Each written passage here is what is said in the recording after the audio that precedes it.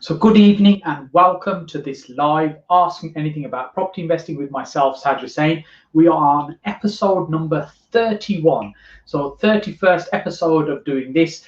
So I'm here for about half an hour. I do this every Monday at 8:30 p.m.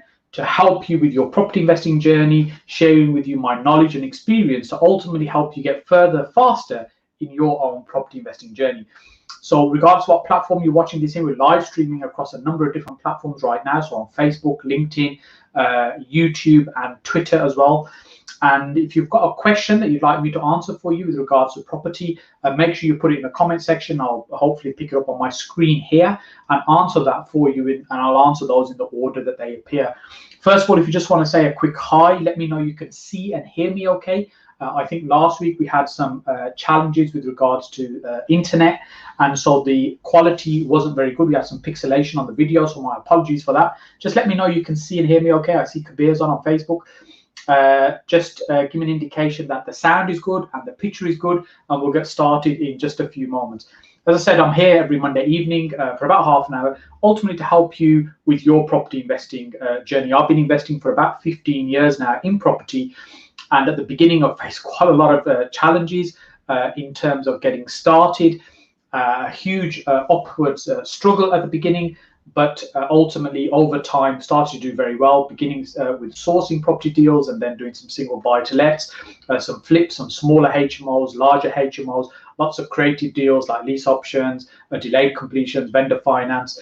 Main the deals I did and still do are using other people's money and joint ventures as well. And then more recently been building houses as well, in between the conversion, the commercial buildings to apartments, converting houses to apartments as well. So quite a range of things I've done. I'm not saying I know everything there is to know about property. I'm always learning and improving myself as well, but I have a huge amount of experience I'm happy to share with you and help you with. So just making sure people can hear me okay. Excellent. So I'm getting that you can hear me okay. So I'll just say hi to a few people. So we've got Kabir, Jamie, Rex, I think. So I'm struggling to read that without my glasses. Sunlight Group, Richard, Marcus. So hi to you all. Thank you so much for being here. If you've got a question for me, make sure you put it in the comment section below, whichever platform you're watching on, and hopefully appear on the screen here, and then I can answer that for you. So just before we get started with the questions this evening, some changes that have happened just over this weekend. We're on a bank holiday weekend, so there probably may not be as many people on this evening's call as well. But over this bank holiday weekend, the government have been talking about making some further changes to giving notice to tenants to getting the properties back. So the frustrating thing is there's a lot of upheaval at the moment.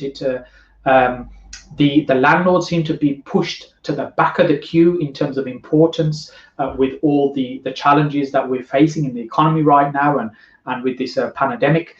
But what we're finding is that we're putting some pressure on, we're putting quite a bit of pressure on some landlords. And if you've got tenants that are not able to pay rent, or there's antisocial behaviour, or if a landlord wants a property back, and maybe even they need to live in it themselves because they've been away, maybe they're in the armed forces, they come back, they need to get back into their property. All of these things have been delayed several months, and we were hoping in September that things would change, and some of the courts will then open up to start hearing some of these cases, but that doesn't seem like that's going to be the case just yet. So unfortunately, that's not great. That's happening at the moment. But I had a call just now with my inner circle mentoring group. I do a group call with them on a Monday evening as well. So we were just on a call. We were talking about in this business, the only certainty is constant change. That the market is changing all the time, and we need to be nimble enough to be able to adapt to changes that happen in the market, respond with them accordingly, and be able to move forward. So, for instance, we were talking about tenancy fees, and a lot of letting agents were going to struggle massively when tenancy fees disappeared, because there's a big portion of their annual income. But we haven't seen a huge number of agents going bust and struggling and being up for sale. They're just adapted. And in property, it's important that we can adapt in terms of whatever we're doing as the market adapts, as taxation changes, the environment changes. There's some things you can control and there's others you can't. The things you can't control, you just have to adapt and work with them. Hope that makes sense. So let's jump into questions we've got. Make sure if you've got a question for me, put it in the comment section and I'll answer that shortly. So first question I've got on YouTube, Rexib Productions. Can you start being a property manager at the age of 17? You could be an apprentice. I'm interviewing actually for an apprentice at the moment in our agency as well. And you can absolutely get involved with a letting agent in terms of managing property, in terms of contracts that you, if you're personally signing contracts and documents, if you're going to set up as a letting agency, I'd say maybe have somebody else you're working with rather than on your own to do this. But there's absolutely no reason why you can't start at 17 in terms of managing property. But with managing property, you're essentially becoming a letting agent. And I would question, is that what you actually want to do? Not that there's anything wrong with being a letting agent. I own a couple of letting agencies as well, but it's a case of what is it that you're trying to achieve, and is managing property going to be the thing that's going to help you to get there? And ultimately, it's having that ambition and that drive. If you've got the ambition and the drive, you can find a way to succeed and move forward. If you lack that drive, or you lack that ambition, or you just don't have that positive attitude or mindset, these are the things that are much more difficult to instill in somebody. So if you have that drive, you absolutely can move forward with that. If there's some further clarity that you're asking for, certainly pop that in the question section and I'll do my best to answer that for you. So a quick shout out to Sunlight Group in Romford, Essex. Hi to you there.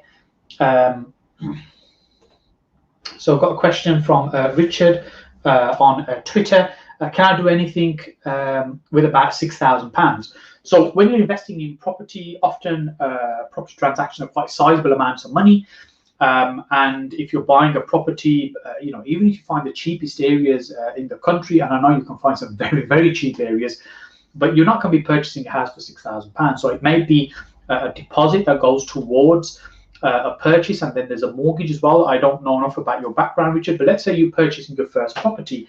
So it could be that you purchase a property and this goes down as a deposit, towards a deposit, and it becomes a home. You might be a help to buy scheme that you're looking at as well, so you get some support from the government in terms of deposit as well.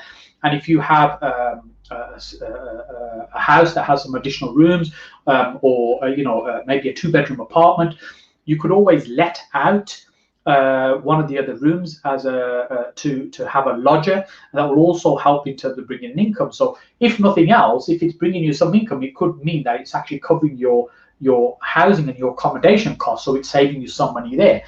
Other things you could think about doing is working with somebody else. So you're partnering with somebody who've got some funds and you're working with them rather than trying to do it on your own. And of course, it depends on what other skills you bring to the table.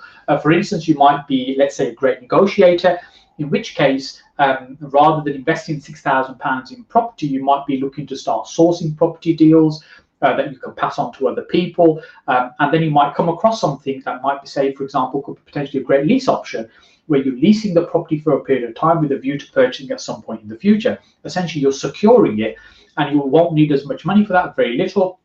But of course, you'll still have your legal costs. You might have legal costs on the other side, and potentially stamp duty, depends on how the deal's structured as well. And so these things to think about, so that can still help you get on the property ladder. Of course, the more money you have, the easier property gets in terms of acquiring property, but you still need to be switched on. You still need to be aware of how to really make money from property, and to maximize the money that you are putting into property. So, you could be investing for longer term capital growth. You could be investing shorter term where you're flipping. You could be investing because you're trying to create an income that replaces your day job, for example. So, Richard, I hope that's given you some pointers there. Thank you for your question.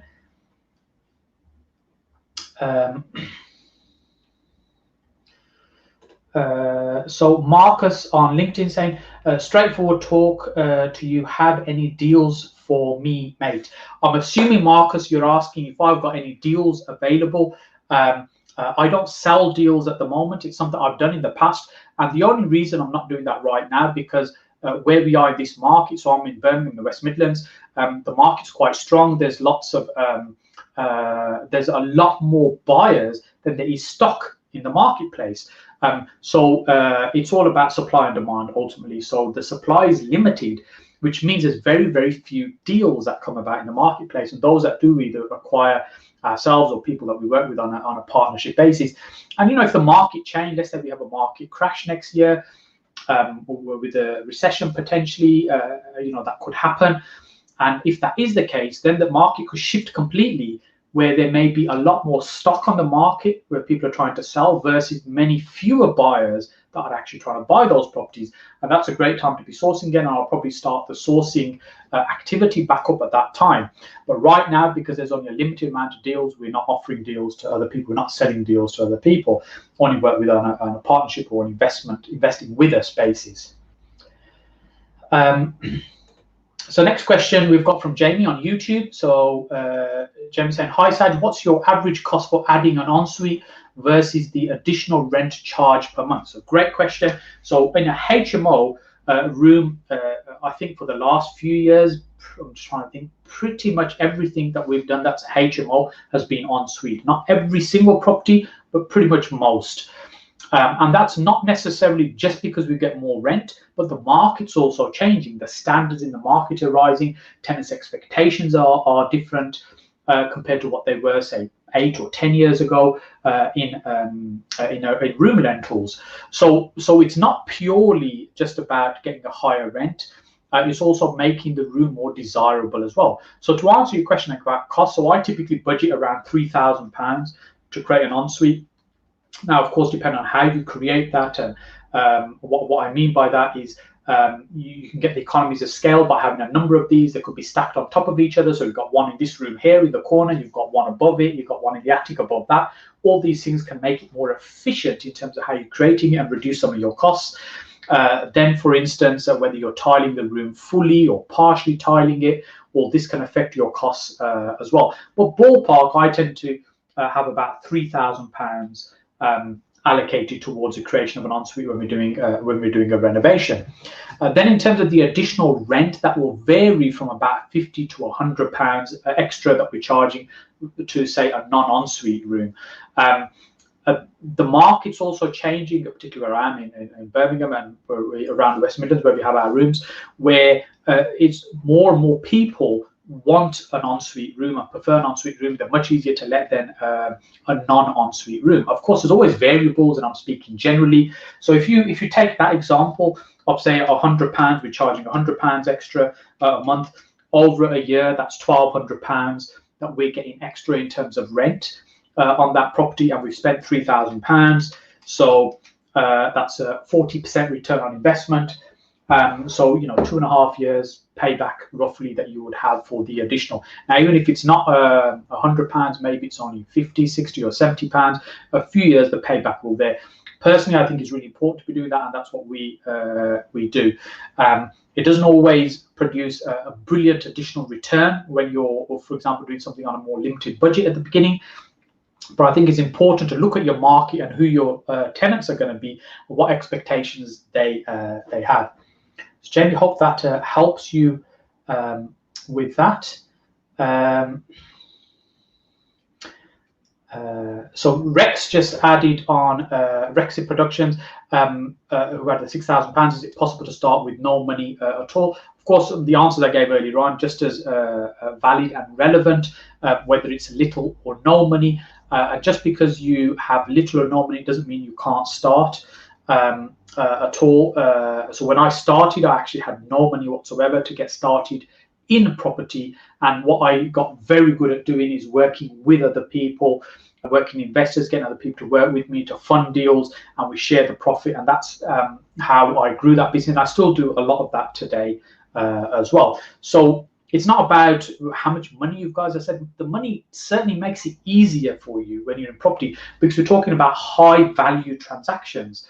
However, it's all about finding the opportunity, and the opportunity means how are you going to monetize a property deal. And if there's sufficient profit there, you can demonstrate low risk, and you can demonstrate this is something you'd be able to do, then of course you'll be able to attract the investment from other people to want to work with you, because people always want to make money. And if you've got something that's going to be a good deal, you'll be able to attract the investors. So if you're very good at finding the deals, you don't have to worry about finding the money, because the money will find you. And I love that phrase, because not only is it true that you can do that, but you're going to have to make a little bit of effort to just be visible and allow other people to see what you're doing. And the best way to do that is, for example, today is on social media. You just share your journey in terms of what you're up to, whether it's on Facebook, YouTube, or whichever platform you choose. You're allowing people to see what you're doing. You're not claiming to necessarily be an expert in what you're doing, particularly if you're starting out, because you don't have the expertise. But what you're doing is being transparent about how you're investing, what you're up to, what opportunities you're looking at, and then you will see what it does. It allows people to get to know you, like you, and trust you, and ultimately make a decision if they want to work with you. And that's how you'll attract investors. So if you look at some of the things that I'm doing, and people talk to me and come and speak to me about investing with me, and the way they find out is, for example, I do this live every Monday evening when I'm sharing my knowledge. I do a weekly vlog on YouTube. If you haven't already seen that, I encourage you to go and have a look at that. On the channel is the Saj Hussain, where I do a weekly vlog about some of the stuff that I'm up to, the projects I'm doing. I'm showing the details, how I'm doing particular deals. So again, it just allows people to get to know me, to learn a little bit more about me, and potentially build some kind of trust, because I try and be as open and transparent as I can. And that initiates a conversation around maybe investing with me. And you can do the same thing. As I said, it's not about necessarily sharing expertise. It's just about sharing your journey, what you're up to. Because if people want to make the decision that you are investable, that's what they want to see. They don't want to see that you're an absolute expert in any particular strategy. They just want to see that you are somebody that they can invest in, and they're confident that you'll do what you say you're going to do. So I hope that helps there. And Marcus added on, I just need deals. Absolutely, we all need deals. There's two key things when it comes to property. You need to be finding deals, and you need to be finding money all the time. Because even if you've got a huge amount of money to start with, once you get into property, you'll spend that very quickly. So you need to make sure you're doing some of the things I was just talking about, by becoming investable, where people want to work with you, and also having a good flow of deals. And a good flow of deals doesn't mean that you're going to be out there marketing, looking for these deals. So for instance, Marcus, if you're looking for deals, first of all, you've got to get clear in terms of what it is that you're looking for. So there needs to be some clarity around your criteria. So if someone approaches me and say, hey, I'm looking for a deal, I say, what does that mean? Because if you don't know what that is, how are you going to recognize it when it shows up? So you've got to put some criteria around it. For instance, you're looking for something up to £100,000, in these postcodes, which will work as a buy-to-let, which will generate a certain number, a yield amount, which will only need X amount spending in terms of renovation. I'm just giving you an example there. So that means you have a criteria. So when you're speaking to somebody, or when you're sharing what you're looking for, then people know what it is that you're looking for. And of course, we have to be realistic as well. So occasionally I get people contacting me and say, look, I know you're in Birmingham. If you get any amazing deals at 25-30% below market value, get in touch with me. I'll be very interested in buy. I've got cash available. I think that's great. In this market right now, if you're finding those deals, we are not going to be selling them. We're going to be keeping them for ourselves. So you have to set realistic expectation in terms of what's going on in the marketplace versus what you're looking for, and is it something you're likely to find. So I hope that helps there, Marcus. Having some clear criteria around what it is that you're looking for.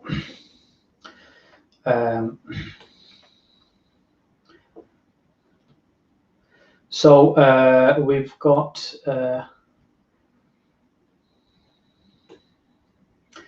let me see. So this question is from Mohammed on LinkedIn, who from the letters after your name, I'm assuming you're a chartered surveyor.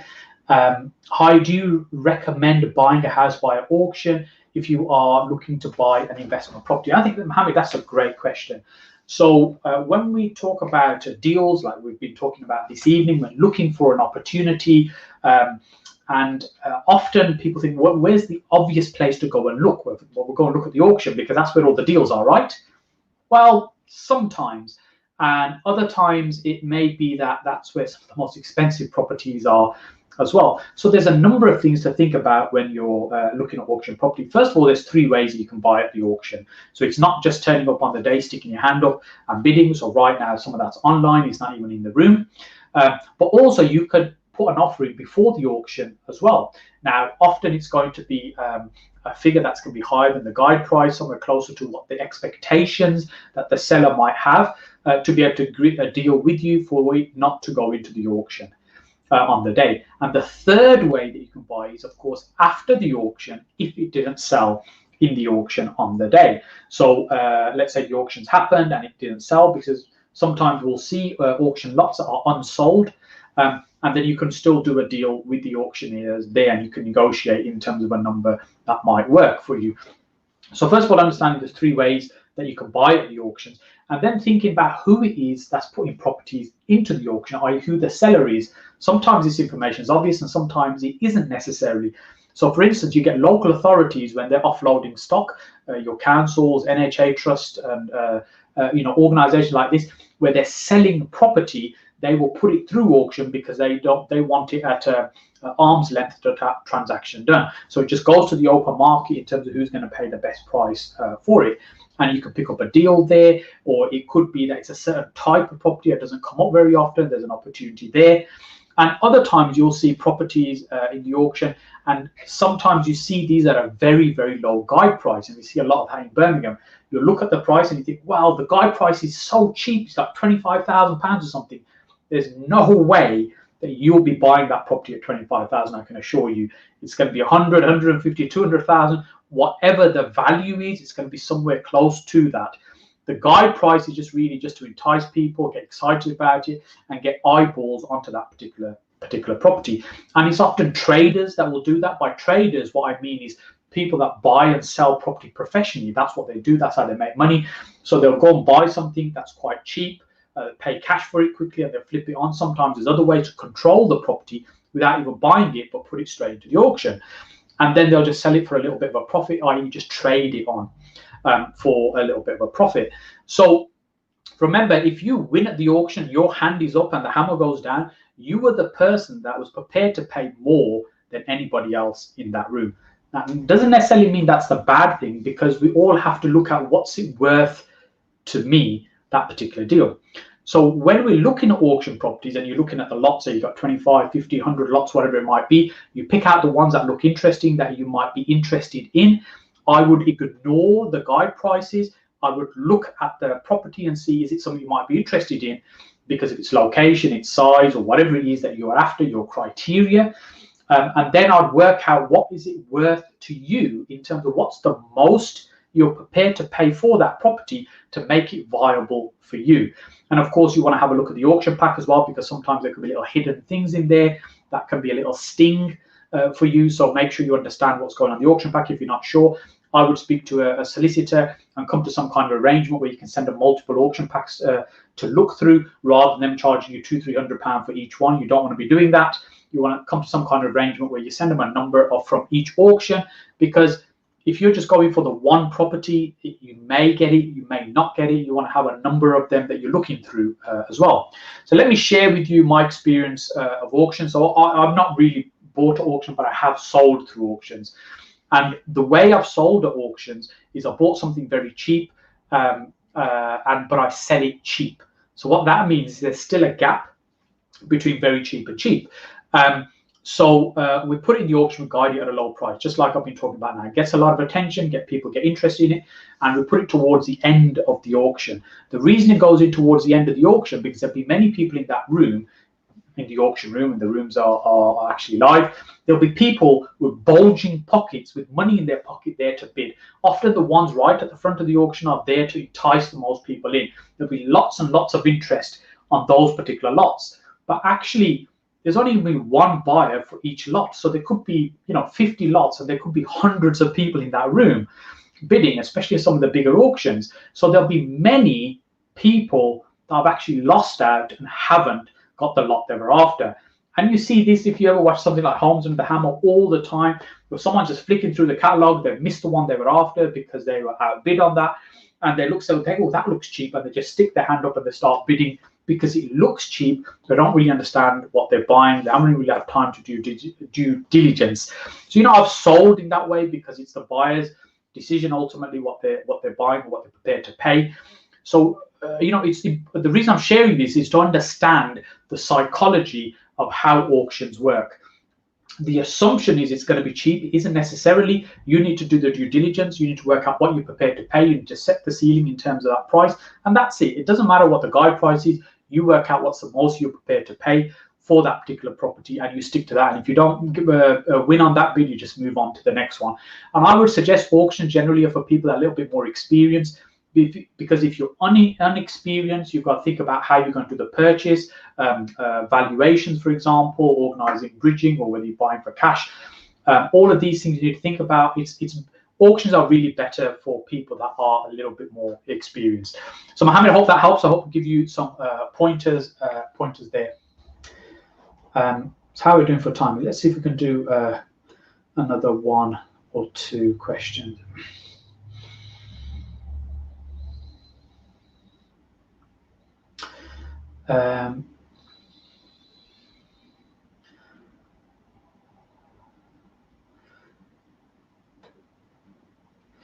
Okay, so we'll take this question from Trillion Beats on YouTube. Hi Saj, looking to invest in 2 buy-to-let properties, one in Birmingham, guide price 130, 140,000, and potentially one up north with a guide price of 50 to 60,000. Would it be wise to wait until next year? Well, Trillion, some of this depends on why you're looking to invest and what is it you're looking to achieve. I feel there will be a drop in property prices over the coming months. You know, somebody was asking me recently, you know, what do I see will happen with the market? And I said, my crystal ball's a little bit foggy right now. It's very unclear because there's so many things going on in the marketplace, which means it's really difficult to gauge how we're going to go, because at the moment there's still so much activity, there's so much interest, stuff is selling just like that when it goes up for sale. So the market's very active right now. So what I would say is, and what I'm doing myself, unless something's a very good deal, a very good price, I'm not buying right now. So it's only if it stands out as an exceptionally good deal. Because my concern is if the prices fall a little bit, what we're going to do with that property, how's that going to fit? Now, if it's a flip, then it's particularly a concern, because when I come to sell, what's going to be the state of the market at that moment in time? If it's a buy to let, you've got to think about what's the valuation you're going to get at the end in terms of when you apply for a mortgage. How's that going to work out in terms of how much cash you can get out and how much cash is still going to be tied up? Or where I'm more comfortable if it's a HMO, which is a good portion of our portfolio.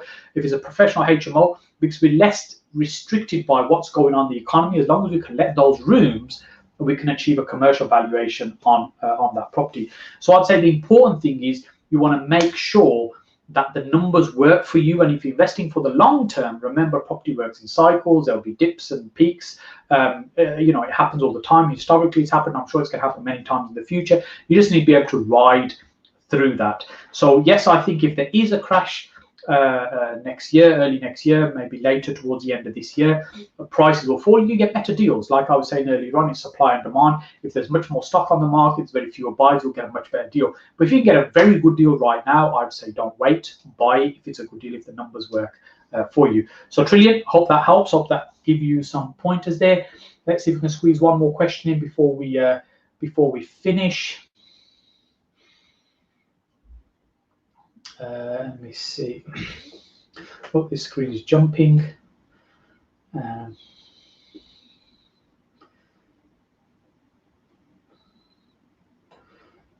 So got this question on YouTube from 1KHS. Hi Saj, came across your channel. Love the great content. I have £1 million to invest in property. What would you say is the best way to invest? Should I purchase outright? So this is a nice contrast to some of the questions that we had earlier on. If you've got a significant amount of funds, like £1 million to invest, again, you've got to think about what's the objective, what's the end goal that you're trying to achieve. And With that, what I mean is, are you investing because you want to get a return of X amount on that? Is it because you want to keep the money safe? What I mean by that is, for instance, you get a lot of money that comes from overseas into the UK, and particularly the bigger cities, London, Birmingham, Manchester. You get a lot of overseas money coming in, not because they are necessarily looking to get a brilliant return on their money, because in some parts of the world, there's political instability, there's uncertainty. So people look to move their wealth and some of their money into more secure places. And the UK is always has been considered very secure from a financial point of view, which is why they'll come up, essentially park their cash there. So if someone's parking their money, they just essentially just want to keep it safe. It's in bricks and mortar. You know, it'll generate a little bit of rental income as well. That's fine. You can't compete with that person in terms of when you're trying to buy property, when your criteria might be trying to say, for example, maximize yield. So the point I'm trying to make is everyone's requirements are different. You need to look at what's your requirement, what is it you're trying to achieve from investing in property, and then you work backwards from there. So for example, if it's a case of achieving the highest return, you might look at high yielding properties. You've got to think about what's your appetite for risk. You've got to think about where in the country you're comfortable investing in terms of where you're based versus where you might be prepared to travel to. You've got to think about whether you want to be holding property for the longer term or whether you'd be looking to short term and sell. So you buy, add value, and sell. So you could trade, for example, in the auction where you're buying and selling. It could be properties you buy and add value to. You know, like your regular flips where you buy a rundown property, improve it and sell it. It could be you buying property adding significant value. For instance, where you may be taking a single property, turning it into several units, 3, 4, 5 units to push up the value quite a bit to make profit that way. So there's many different ways to make money from property. It's all about your end goal, what you want to try and achieve, what you're looking to do from investing in property, your appetite for risk as well, whether you'll take mortgages, location. All these factors are important. On my YouTube channel, I've got a video which in fact I think it's called, let me see if I can see on here,